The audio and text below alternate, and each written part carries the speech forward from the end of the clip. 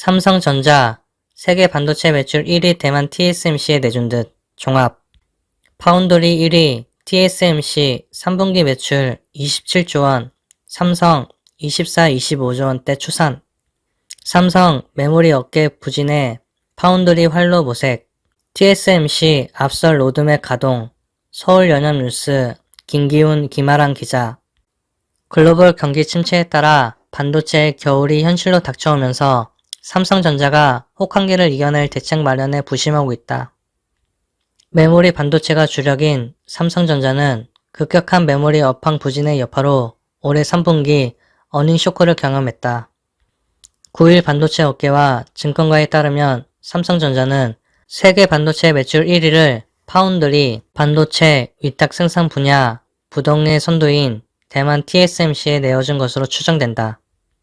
삼성전자는 마주한 위기를 넘기기 위해 파운드리를 적극 육성하고 차세대 기술 개발에 주력할 방침이다. 메모리 업황 따라 실적 들쭉날쭉. 지난 7일 삼성전자 3분기 잠정 실적이 발표됐다. 영업이익은 10조 8천억 원으로 작년 동기 대비 무려 31.73%나 뒷걸음질 쳤고 직전 분기보다도 23.4% 줄었다. 사업 부분별 실적은 공개되지 않았지만 실적 버팀목이던 반도체가 수요 위축에 맥을 못 쳤다. 증권가에서는 3분기 삼성전자 반도체 DS 부분 영업이익을 6조 원대로 추정했다. DS 부분이 2분기 영업이익 9조 9,800억 원을 기록한 것과 비교하면 30% 이상 급감한 것이다.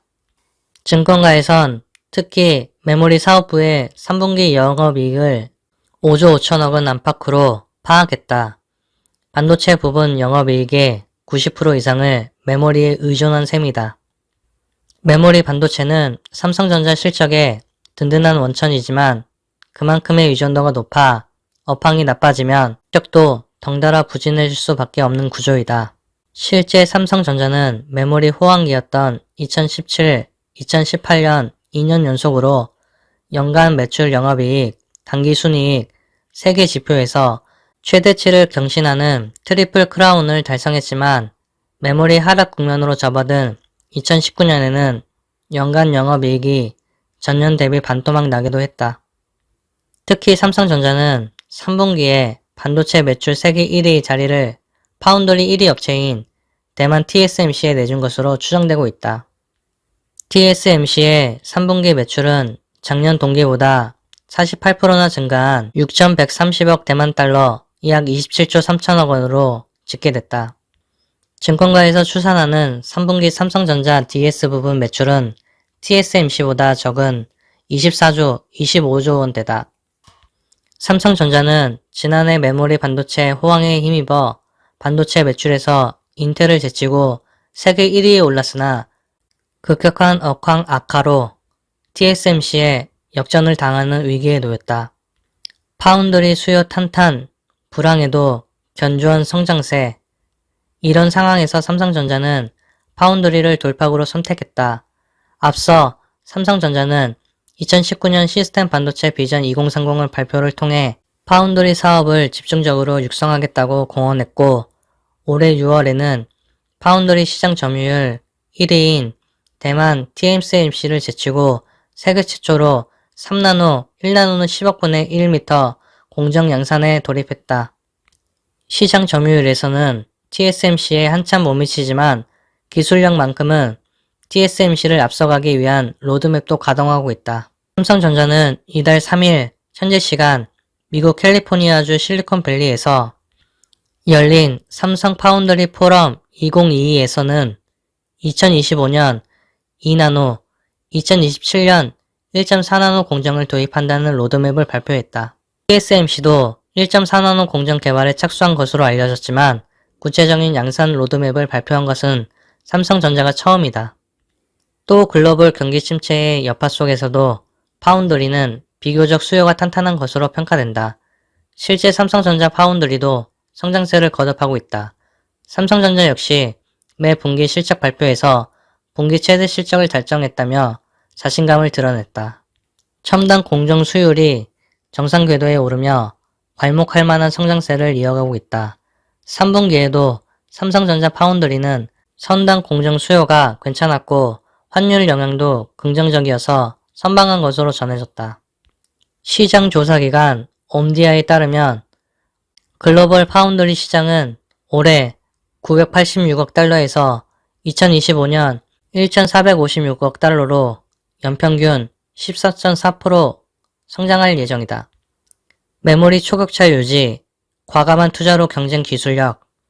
삼성전자는 메모리 분야에서도 초격차 기술로 세계 주도권을 유지할 계획이다. 삼성전자는 이달 5일 현지 시간 미국에서 열린 삼성 테크데이 행사에서 5세대 10나노급 D램을 내년 양산하고 2024년 9세대 V낸드를 양산하겠다는 계획을 내놨다.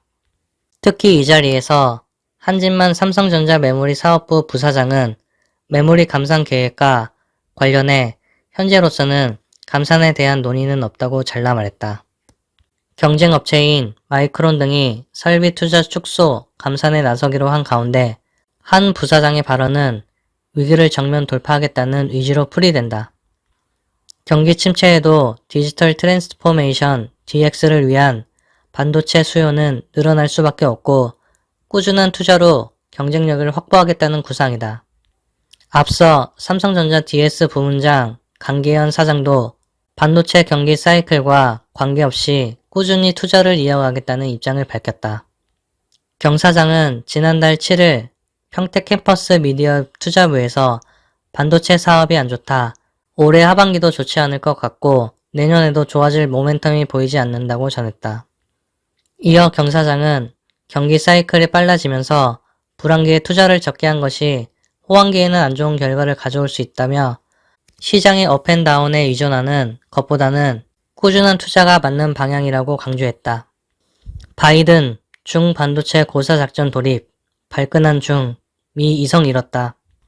미국 조 바이든 행정부가 중국 반도체 산업을 고사시키기 위한 초강력 대중 수출 통제 조치를 현실화했다. 지난 7일 현지 시간 미 상무부가 발표한 반도체 관련 신규 수출 통제 조치는 중국을 정조준했다. 인공지능 AI 슈퍼컴퓨터 등에 활용되는 고성능 컴퓨팅, 연산, 반도체뿐 아니라 D램, 낸드 플래시, 낸드처럼 중국이 수출 경쟁력을 키워온 메모리 분야에서도 첨단 제조 장비 기술 판매를 사실상 금지했다. 바이든 중반도체 고사 작전 돌입, 발끈한 중, 미 이성 잃었다. 미국 조 바이든 행정부가 중국 반도체 산업을 고사시키기 위한 초강력 대중 수출 통제 조치를 현실화했다. 지난 7일 현지 시간 미 상무부가 발표한 반도체 관련 신규 수출 통제 조치는 중국을 정조준했다. 인공지능 AI, 슈퍼컴퓨터 등에 활용되는 고성능 컴퓨팅 연산 반도체뿐만 아니라 D램, 낸드 플래시, 낸드처럼 중국이 수출 경쟁력을 키워온 메모리 분야에서도 첨단 제조 장비 기술 판매를 사실상 금지했다. 미국이 일개 기업이나 장비가 아닌 한 국가의 특정 산업 전반에 대해 수출 통제 조치를 취한 건 이번이 처음이다. 이번 통제 조치는 투트랙으로 전개된다. 상무부는 두 건의 규칙으로 발표된 이번 수출 통제는 중국이 첨단 컴퓨팅 칩을 확보하고 슈퍼컴퓨터와 첨단 반도체를 유지하기 위한 능력을 제한할 것이라고 밝혔다. 중국 내 중생산시설에 판매 불가. 현 미국 기업이 특정 수준 이상의 칩을 생산하는 중국 기업의 첨단 반도체 제조 장비를 판매할 경우 별도의 허가를 받도록 했다.